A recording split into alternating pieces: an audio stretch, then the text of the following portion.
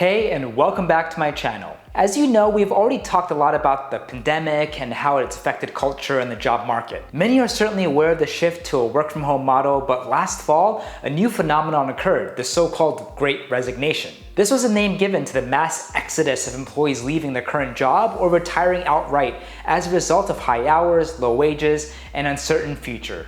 So with today's high cost of living and stagnating wages, burnout was always just on the horizon. Before the pandemic though, however, many thought a traditional 9-to-5 job was the only way to make a good living. The pandemic provided the push over the edge the workforce needed to initiate the Great Resignation. As companies utilized new technologies to adapt to a work-from-home model, many workers began to realize there were other avenues to a living wage, which provided more flexibility and a stronger work-life balance. In this video, we're going to explore a little bit about the Great Resignation, what exactly happened, why it happened, and if it will last. And finally, what can be done to solve what some may see as a large issue. But before we get started, as always, here's just a friendly reminder to like, subscribe, click that bell. It's completely free and really helps us out a lot. So what happened?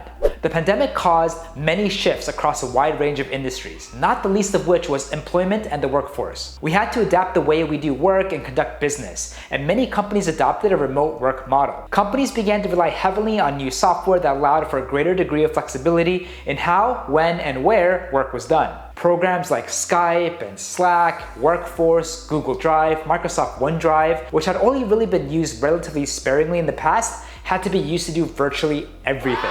The newfound freedom those technologies afforded caused employees to realize that companies can provide us with a greater degree of work-life balance than what is being provided. As a result, many people from secretaries all the way up to CEOs are leaving their jobs for other more lucrative opportunities. This was really bad news for the tech industry, which was already struggling to find and retain qualified workers in key roles in both the public and private sectors, even before the pandemic. According to Benefit News, Talent LMS reports that 72% of tech workers in the US are considering quitting their job within the next year. Why did it happen?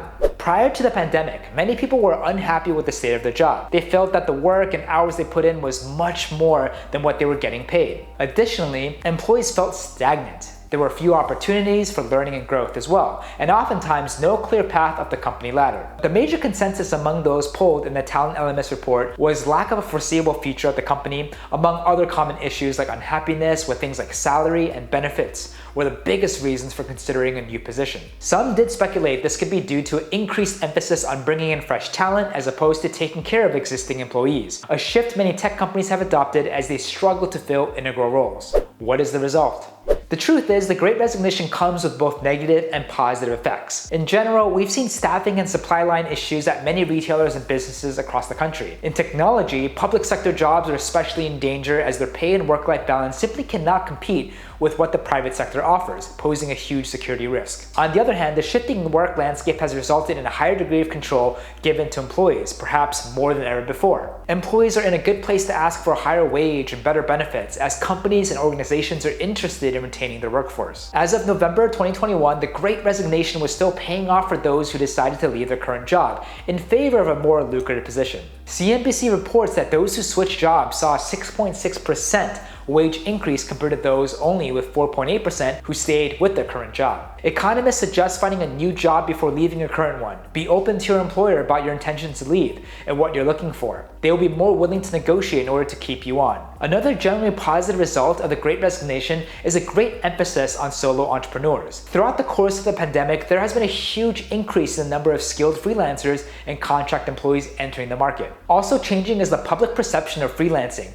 Once thought to be a risky, time-consuming business endeavor, people are realizing that technology is making the freelancing process much more easier, and most importantly, more accessible. According to Crunchbase News though, the solo entrepreneur industry is actually twice the size of India's GDP, and not too much smaller than the enterprise sector itself. Businesses and organizations are realizing this and shifting their strategies to include a heavy reliance on freelance and contract employees. A global survey by McKinsey reveals that 70% of participating organizations plan to hire more on-site freelancers, and 22% are looking to hire more remote contract workers as well. Long-term freelancers haven't been negatively affected by the pandemic. On the contrary, they have seen an increase in demand for skilled freelancers in roles such as IT, marketing, and even communication, and even administration. The burgeoning freelance software marketplace received a shot of adrenaline. Sites like Fiverr and Upwork help new freelancers find clients and build a network of reliable contacts and services. And services like PayPal and other invoicing platforms make the business management side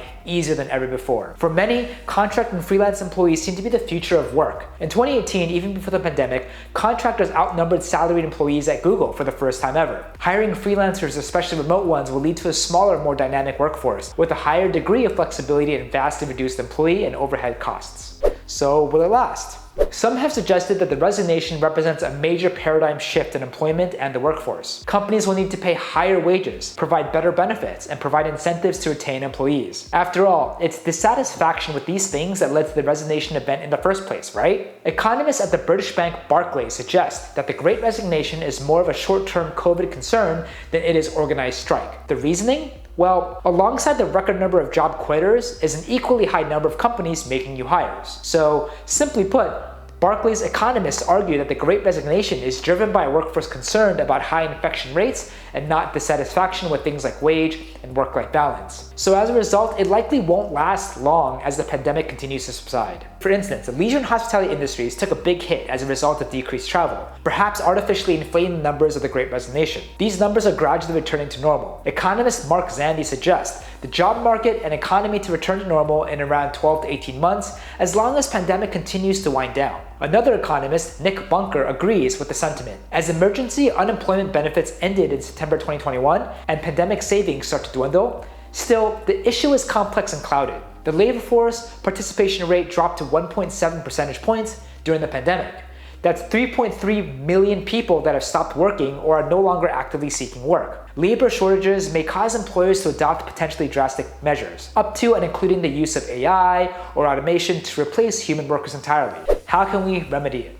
So since the beginning of the Great Resignation, professionals and executives discussed potential solutions, practices that will draw in new talent and help retain veterans. The problem is that the tech industry has many open, integral positions, but doesn't have the talent to fill it. Some think the government should step in to assist. Efforts in the private sector haven't been enough to remedy the situation. American City and Country proposes the solution to this public sector job shortage are registered apprenticeships, a program developed by the Department of Labor that connects employers with potential candidates. These candidates are paid to get trained in the specific skills the company is looking for, thus addressing a shortage. Apprenticeships provide more in-depth training and a higher level of retention compared to internships. Most of the time though, apprentices are being trained to eventually be hired by the company for a specific role that needs fill. In 2021, the Department of Labor, CompTIA, and Maher worked together to source candidates from underrepresented communities and train them in specific tech support roles while also being paid. By the end of the program though, apprentices are fully qualified for a job in the role they trained for. This will allow for a wider and more diverse group of candidates. While they may not have the skills to do the job, they have the drive. And with some training, they can be qualified and hired in a short time at a very low cost, beneficial to every party involved. Others, on the other hand, worry that the time associated with such government intervention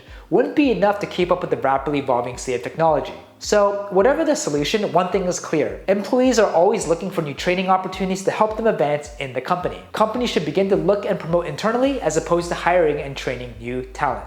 The Great Resignation is not a simple, clear-cut topic. Indeed, we're still in the middle of it today, while only time will tell the ultimate result of this event. I hope this video has helped you understand the situation a little bit better. Keep an eye on how this unfolds. It could change the way we view labor forever. If you have something to add to this, drop a comment below. We'd love to hear from you. If you like this video, just another reminder to like, subscribe, click that bell. It's completely free, it means a lot. Feel free to also follow me at Preston_Park, as I try my best to also post daily. Thanks again, and we'll see you on the next one.